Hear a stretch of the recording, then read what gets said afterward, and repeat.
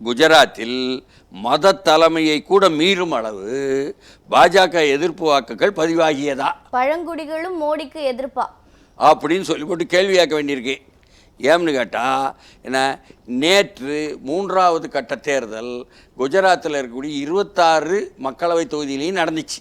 58.98% வாக்குப்பதிவும் நடைபெற்றிருக்கு. அவ்வளவுதான் வந்து பிரதமரும் உள்துறை அமைச்சரும் ஒரே நேரத்துல போயிட்டு ஓட்டு போடுறாங்க. 2 பேரும் அகமதாபாத்ல காந்தி நகர் தொகுதி, அமித்ஷா நிக்கிற தொகுதி, 2 பேரும் போய் ஓட்டு போடுறாங்க. பிரதமர் குழந்தைய தூக்கி கொஞ்சறாரு, ஒரு பாட்டி கட்டின ராக்கியை கட்டிக்கிட்டாரு. ஆனா முகம் மட்டும் சரியா இல்லையோ? சரியா இல்லையா? அதாவது மோடியும் அமித்ஷாவும் ஒரு பெரியதொரு பிம்பங்கள் குஜராத்தில், குஜராத்தி பிரைடு என்று சொல்லக்கூடிய குஜராத் பெருமை என்பதை அவர்கள் சொல்லி சொல்லி சொல்லி பார்த்தீங்களா, நம்ம 2 பேர் தான், நம்ம ஊருக்காரங்க தான் இந்தியாவையே ஆள்றாங்க, அதனால மாறி மாறி நம்ம அவங்களுக்கே ஓட்டு போடணும் என்ற மனோநிலையை மக்களுக்கு உருவாக்கி வச்சிருக்காங்க ஏற்கனவே.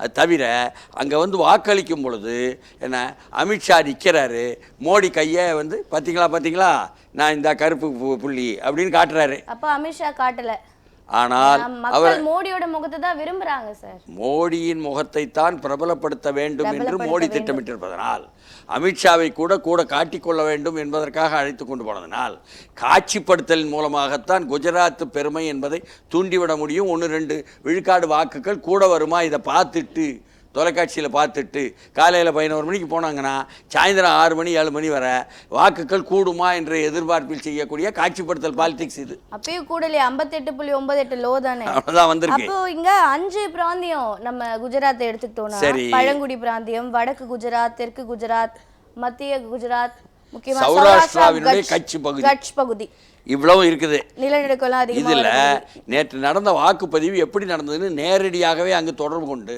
நாம் விசாரிச்சோம். நகரத்து மக்களை விட கிராமத்து மக்கள் தான் வந்து ஓட்டு போட்டிருக்காங்க. அதிகமாக கிராமப்புற மக்கள் வாக்களித்தார்கள்னு என்ன அர்த்தம்? ஆட்சிக்கு எதிராக உள்ள மனோநிலை என்பதாக அது எதிரொலிக்குது என்பதாக அர்த்தம். அப்படி என்ன, சபர்கண்டா, பரூச், பல்சார் இந்த பகுதி எல்லாமே பாஜக எதிர்ப்பு அப்படிங்கிற ஒரு மக்கள், சாதாரண அடிப்படை மக்கள், படிப்பறிவற்ற பாமர மக்கள் என்ன என்று சொன்னா, இந்த பழங்குடிகள் வாழக்கூடிய பகுதிகளிலையும் அதேமாரி என்ன பாஜக எதிர்ப்பு என்பது இத்தனை நாள் பட்டோம் அனுபவிச்சிட்டோம் என்று எதிர்ப்பு என்பது இருக்கிறதுன்னு அங்கேன்னு சொல்றாங்க. ஒரு விரல் புரட்சியை காட்ட ஆரம்பிச்சிட்டாங்க. அதே மாதிரி இந்த சௌராஷ்டிரா பகுதி என்று சொல்லக்கூடிய பகுதி இருக்கு, நரேந்திர நகர், ராஜ்கோட், அம்ரா, அங்கேயுமே வந்து பாஜக எதிர்ப்பு என்பதாக அதிகமாக தென்படுது. ராஜபுத்திரர்களும் சேர்த்து ஏன் அந்த எம்எல்ஏ பேசுறாங்க? ஏற்கனவே ரஜபுத்திரர்கள் குஜராத்தில் ராஜ்கோட்டில் அங்கே வந்து இன்னொரு பாஜகவினுடைய என்ன இந்த முறை நிற்கக்கூடிய ஒருத்தர் தலைவர், அவர் வந்து பேசினார். என்ன பேசினார்னா, அவர்களுடைய பாரம்பரியத்தை சொல்லி அதை அந்த பிரிட்டிஷ்காரன் இங்கிலாந்துக்காரன் வந்த பொழுது அவங்க கூட சரணடைஞ்சிட்டாங்கன்னு, அந்த ரஜபுத்திர பெண்களை தாக்கி சொல்லிட்டாங்கன்னு பெரிய அளவு கொந்தளிச்சிட்டாங்க ரஜபுத்திரர்கள். லட்சக்கணக்கான பேர் வாசல்ல வந்து போராட்டம் பண்ணிட்டு இருந்தாங்க. அது குஜராத் மட்டும் இல்லாமல் உத்தரப்பிரதேசம் எல்லா இடமும் எதிரொலிச்சிச்சு.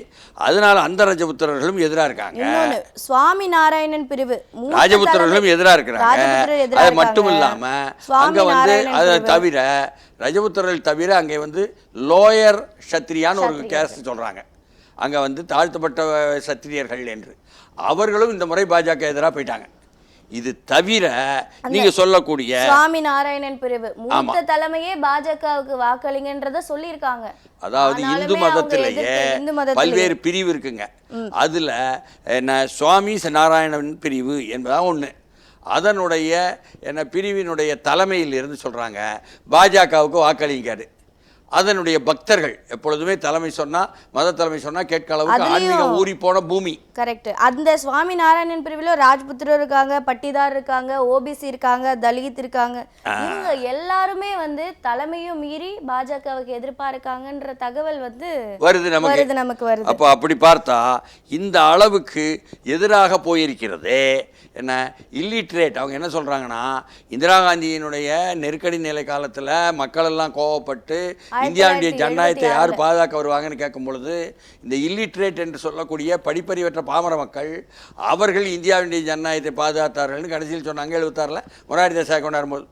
அதே மாதிரி இப்போ படிப்பறிவு மறுக்கப்பட்ட மக்கள், பாமர மக்கள், பழங்குடிகளும் சரி இப்போ ஜனநாயகத்தை காப்பாத்துறதுக்கு வெகுண்டு எழுந்து போய் ஓட்டு போட்டிருக்காங்க அப்படின்னு சொல்றாங்க. அதுக்கு உதாரணம் தான் நகரத்தை விட கிராமத்து மக்கள் அதிகமா போயும் பழங்குடியினர் அதிகமா. அப்ப என்னன்னு சொன்னா 26 தொகுதிகளும் மக்களவை தொகுதிகளும் குஜராத்தில் எங்களுக்குத்தான் சொல்லக்கூடிய பாஜக தலைமையான மோடி எல்லோருமே 2014 வெற்றி 26 தொகுதியிலும் 2019 வெற்றி 26 தொகுதியிலும். ஆனால் இந்த முறை ஒரு 4-5 தொகுதி சரிஞ்சிரும் போல் இருக்கு. அப்ப அது காங்கிரஸ்க்கும் ஆம் ஆத்மிக்கு போயிடும், அப்படி போகுது. ஆனால் அதனுடைய விளைவு என்னன்னா அந்த இமேஜ் பில்டிங் இருக்குல்ல, அந்த பிம்பம், மோடி அமித்ஷா குஜராத் என்றால் மோடி அமித்ஷா என்பது இந்த முறை அங்கேயே கீறல் விழுகிறதா? என்ன பெரும்பான்மை கிடச்சிட்டு 26லன்னு சொன்னாலும் பாஜகவுக்கு இந்த குறைந்தபட்சம் 4-5 தொகுதி உடைவது என்பதே பெரிய உடைவுன்னு குஜராத்லன்னு சொல்கிறாங்களே.